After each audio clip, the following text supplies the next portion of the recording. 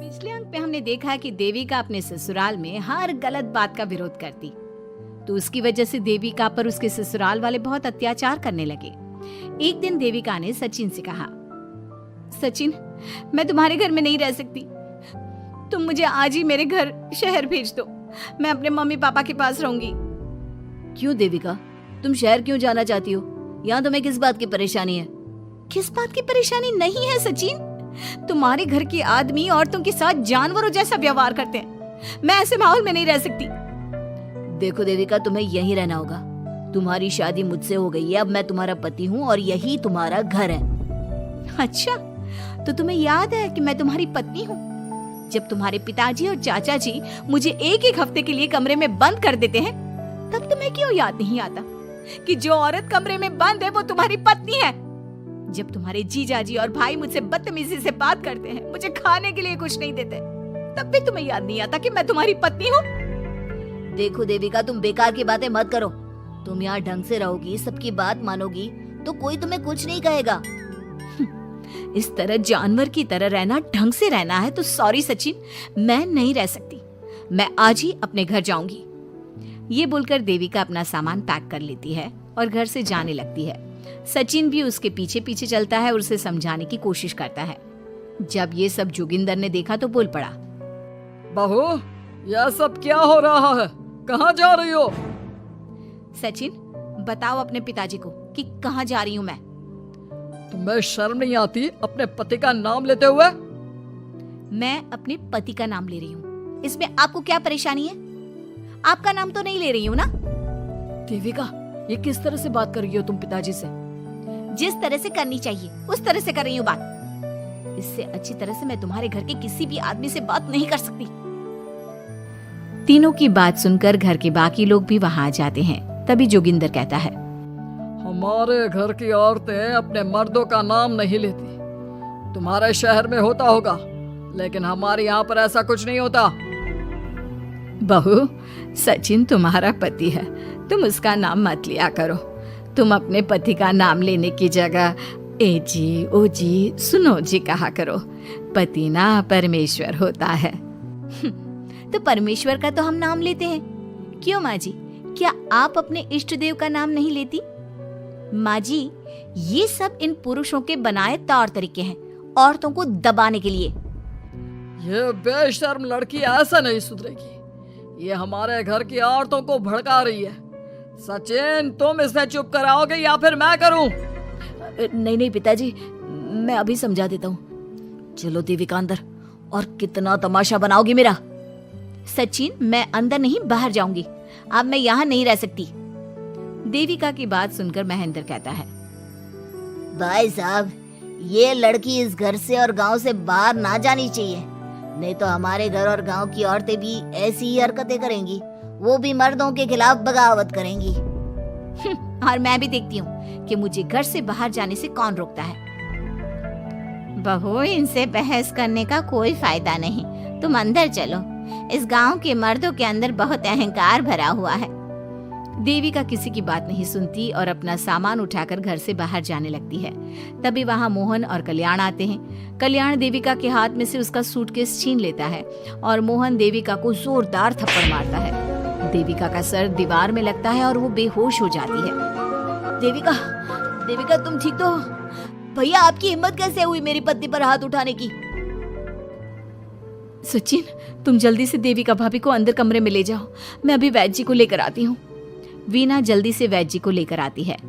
वैद्य जी थोड़ी देर तक देविका की जांच करते हैं और कहते हैं, मुबारक हो आप सबको, आपकी बहू माँ बनने वाली है। अभी तो मैं आपको दवाई दे देता हूँ, लेकिन आगे इनके इलाज के लिए आपको दाई अम्मा को बुलाना होगा।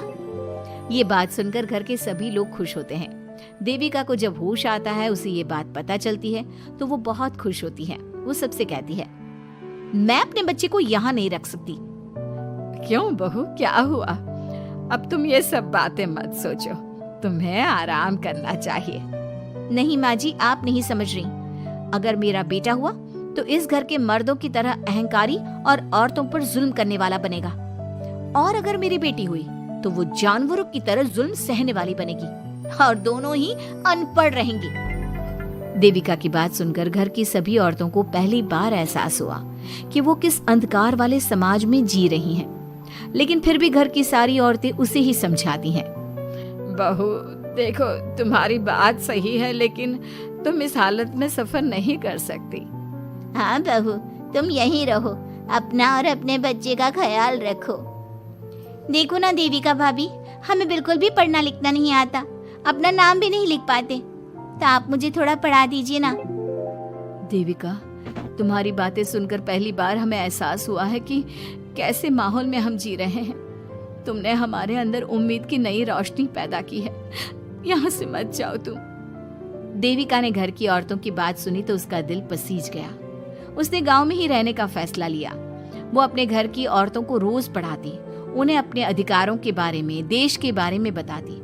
इसी तरह कई दिन बीत गए और एक दिन सुजाता ने सचिन से कहा, सचिन, देविका की तबीयत ठीक नहीं, तुम जल्दी जाकर दाई अम्मा को बुला लाओ ना। भाभी, दाई अम्मा क्या कर लेंगे? आप किसी डॉक्टर को बुला लो, मेरी तबीयत ठीक नहीं है। देविका, गांव के लोग डॉक्टर पर भरोसा नहीं करते। दाई अम्मा बरसों से ये काम कर रही है, वो तुम्हें ठीक कर देगी। सचिन, तुम्हारे घर वाले अनपढ़ हैं, तुम तो पढ़े लिखे हो ना, देख नहीं रहे मेरी हालत क्या हो रही है। तभी तो बोल रहा हूँ, समय बर्बाद मत करो, मैं अभी आता हूँ। सचिन दाई अम्मा को बुलाकर ले आता है। दाई अम्मा घरेलू नुस्खों से देविका का इलाज तो कर देती है। कुछ समय के लिए उसकी हालत भी स्थिर हो जाती है, लेकिन वो पूरी तरह से ठीक नहीं होती। फिर देविका सचिन से कहती है, सचिन, मुझे समझ में नहीं आ रहा, तुम मुझे डॉक्टर के पास क्यों नहीं ले जा रहे? मैं माँ बनने वाली हूँ और मुझे ये भी नहीं पता कि मेरा हेमोग्लोबिन कितना है। दाई अम्मा कर रही है ना तुम्हारा इलाज। लेकिन दाई अम्मा को कुछ समझ में नहीं आ रहा कि मेरे साथ क्या हो रहा है। अगर देखो तुम मुझे नहीं लेकर गए ना तो मैं खुद ही चली जाऊंगी। अगले दिन देविका की तबीयत दोबारा बिगड़ जाती है और दाई अम्मा के किसी भी नुस्खे से वो ठीक नहीं हो रही थी। देविका ने सारी हिम्मत जुटाई और वो अकेली ही डॉक्टर के पास जाने लगी। उसे देखकर मोहन कहता है, बहू, इस हालत में कहाँ जा रही हो? आप लोगों के भरोसे रही ना तो आप लोग मुझे मार ही डालोगे। डॉक्टर के पास जा रही हूँ मैं। बहू, तेरा दिमाग तो ठिकाने पर है। हमारे घर की औरतें मर्दों से इलाज नहीं कराती। हे भगवान, इन जाहिल लोगों को मैं कैसे समझाऊं? डॉक्टर औरतें भी होती हैं। बहू, तो हमें पागल मत बना, हमने तो कभी कोई महिला डॉक्टर नहीं देखे। तू झूठ बोलकर निकलना चाहती है ना? इस गांव की सरहद से आप लोग कभी बाहर नहीं गए ना, इसलिए आप लोगों को नहीं पता कि महिलाएं डॉक्टर के अलावा क्या क्या है।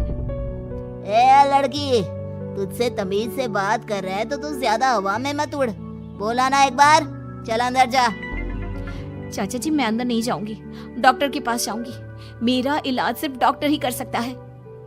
ये बोलकर देविका घर से निकल रही थी कि तभी जोगिंदर ने उसे कमरे में ले जाकर बेड पर जोर से धक्का दे दिया, जिसकी वजह से देविका के पेट में चोट लग गई और वो दर्द की वजह से जोर जोर से चिल्लाने लगी। ये देखकर घर की सारी औरतें देविका को संभालने लगी। देविका, हिम्मत रखो, सब ठीक हो जाएगा। देविका भाभी, आप ठीक हो ना? माँ, कुछ करिए ना, भाभी की तबीयत बहुत खराब हो रही है। लेकिन मैं क्या कर सकती हूँ?